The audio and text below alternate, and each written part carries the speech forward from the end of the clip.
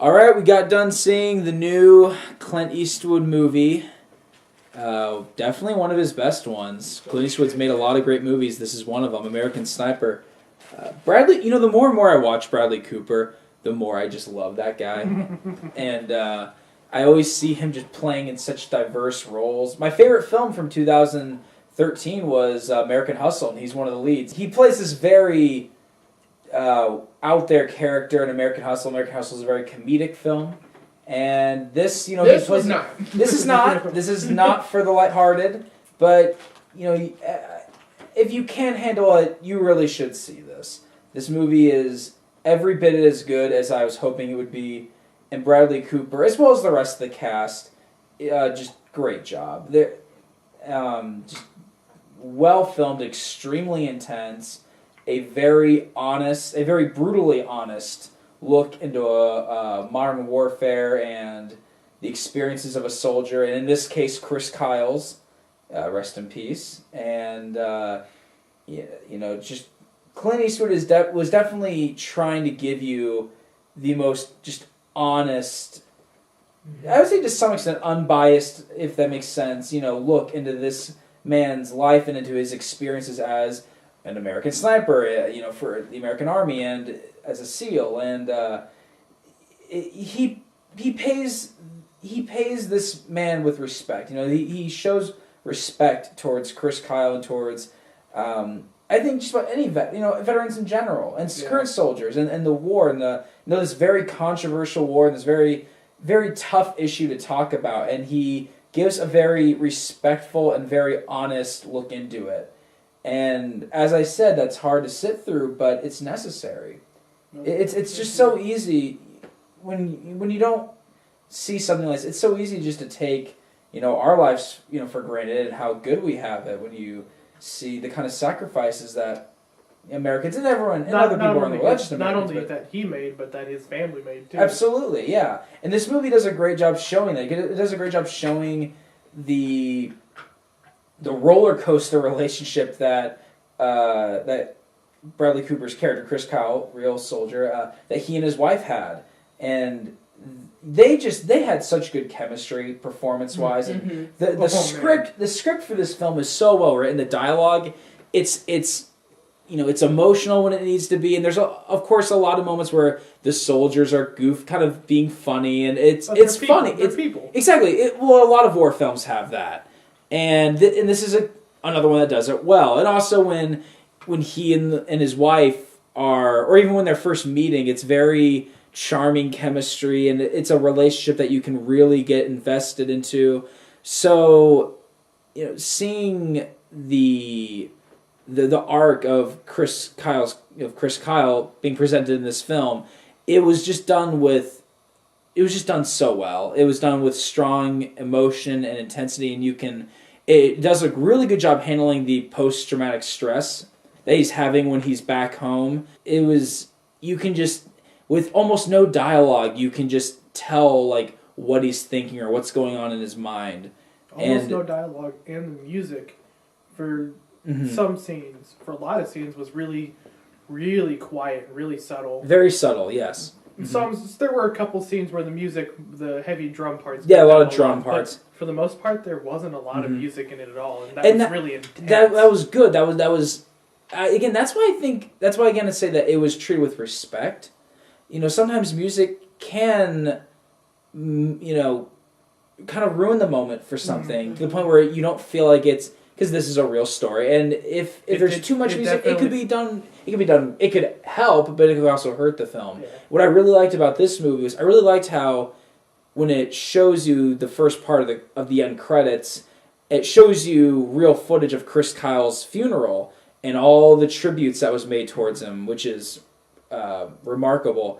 And it's playing the I can't remember the name of the song. Taps? Yeah, sorry. It plays the whole song out. Yeah. It plays the whole song out, and then when it fades to black and then just shows the scrolling credits, there's no more music. It's complete silence.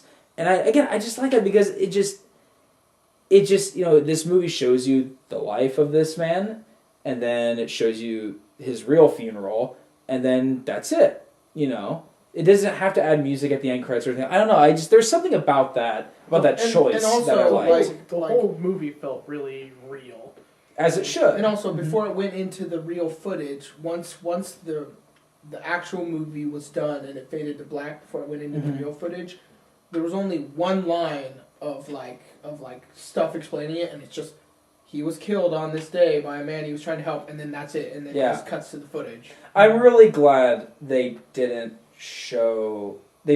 depict Chris Kyle getting killed.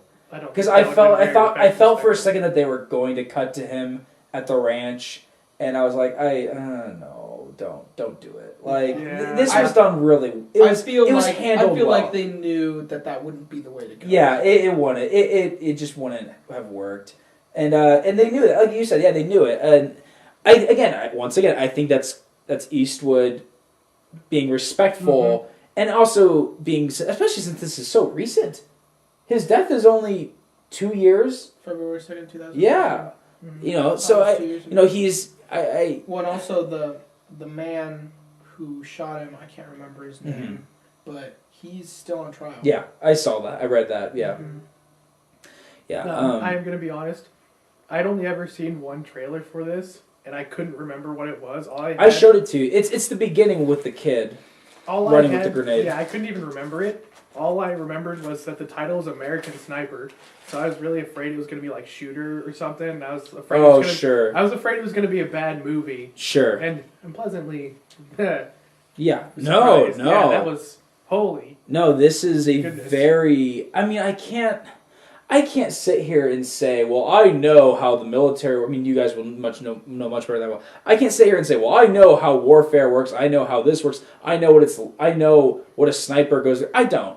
But what I can say is that this film felt so real, and it was handled so professionally, and it was shot so well, and the action scenes were dealt so realistically that I can say that I feel like he was adapting this true story well. Yeah. If he wasn't, then he could have fooled me. But it's a movie that really makes you feel you're in the war zone.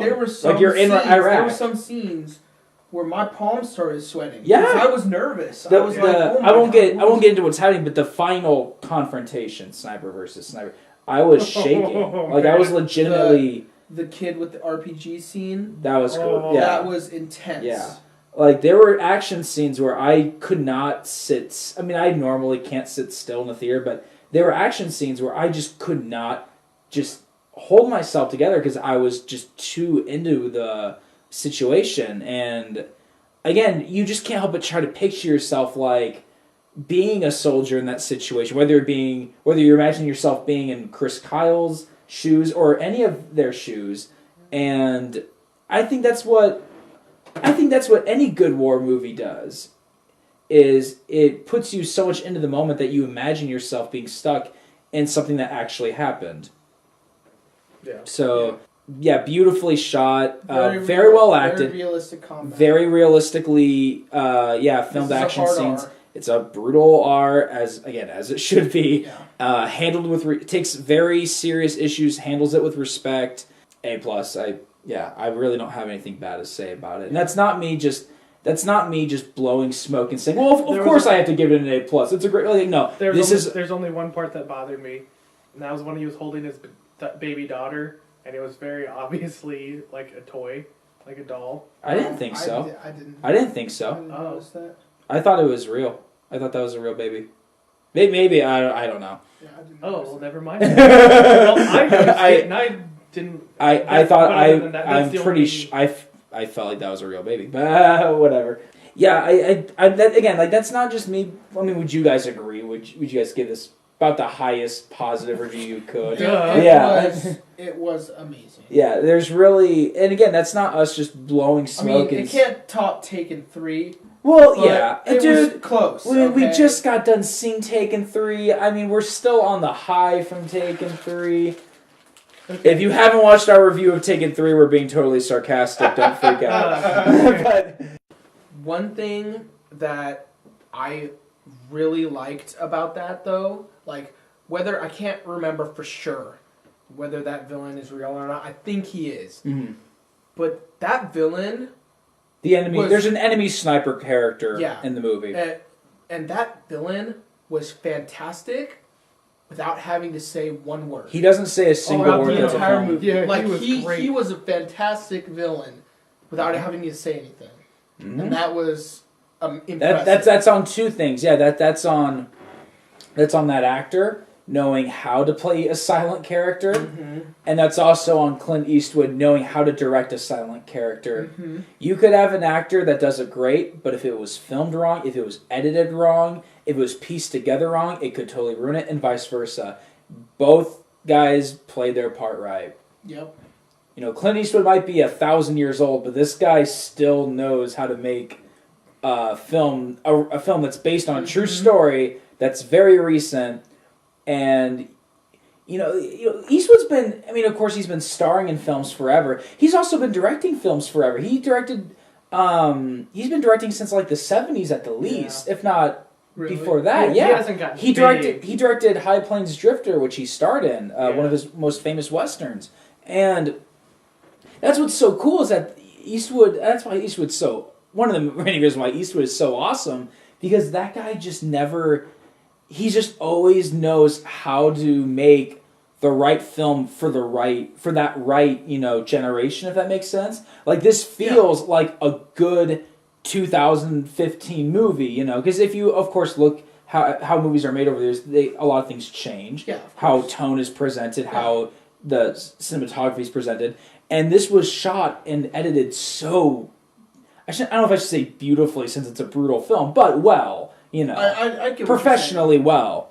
So, yeah. Now we're just gonna keep repeating ourselves. It's a really good film. How do you think it stacks up to some of his other war movies like Flags of Our Fathers and Letters to Iwo Jima? Jima? I would have to rewatch those films because I haven't watched them in a very long time. Gotcha. I remember those films being great. I remember them being very good World War II movies. I'd say Letters from Iwo Jima is more of a war film than Flags of Our Fathers is. Agreed. Flags of Our Fathers is not really a war film because there's not a lot of war in it. It's mostly about the guys who raise the flag and then what happens to them afterwards. But Letters from Iwo Jima is more of a war film, and that it's fantastic.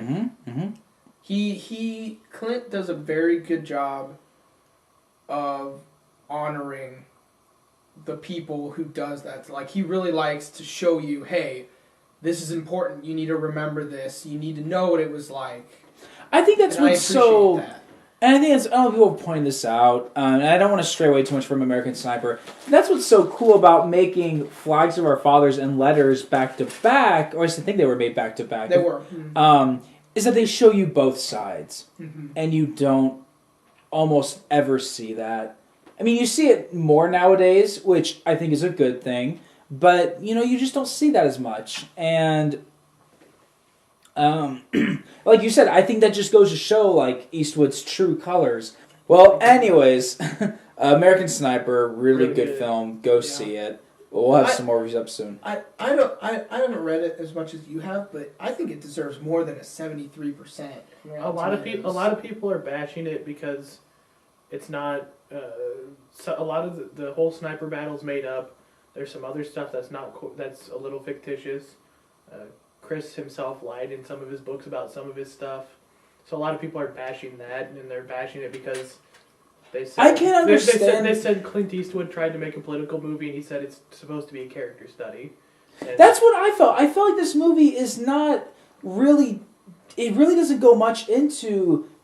any debates about the war or whether or not it was right. It's more about what this guy went through and how he felt. Yeah. And it wasn't about... It doesn't really focus much about even other soldiers to some extent and soldiers coming back with really bad post-traumatic stress. It's more about how he's coming back and pretending like everything's okay when it clearly isn't. And that's why I found it so unique, in a good way, unique. So... Yeah, I'm backing Eastwood up on that. Yeah. It's about, that's why it's called American Sniper. You know, it's about this guy. This one guy. It's not. So I back him up on that. I can understand people criticizing changes that were made for the movie. I can understand to some extent. At the end of the, I can overlook that if it's still a good movie on its own, and if the changes that were made were not insulting. Mm-hmm. Which I guess I don't know much about this from anything else other than seeing this movie, but I can't imagine any major changes that he made being really insulting and compared to what really happened. Yeah. So, but I mean, it's just people nitpicking. Of course it is, yeah. Well, anyways, so thanks for listening.